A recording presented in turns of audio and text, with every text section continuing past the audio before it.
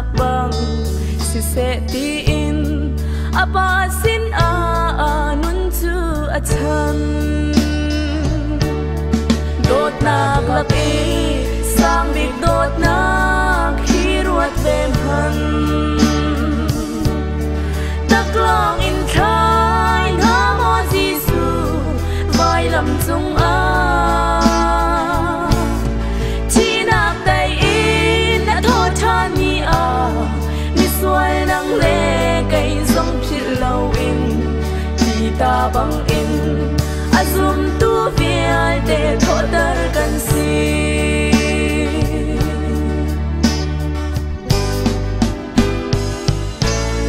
rom ral kap ni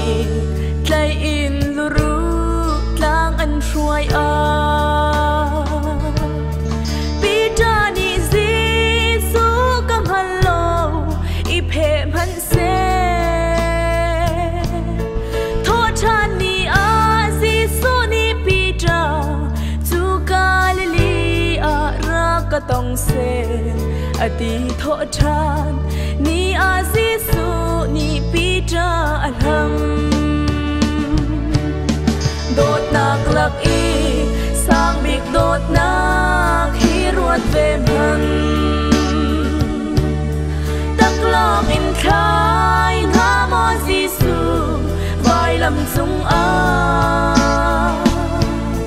chi nak dai in na tho than ni a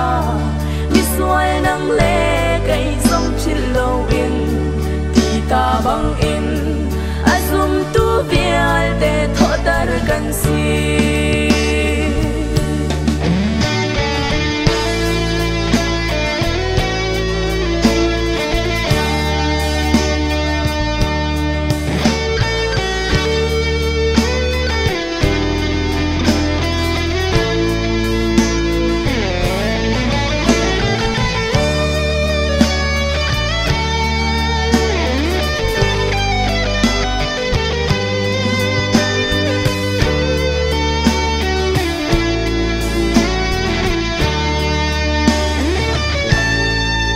chian chil dua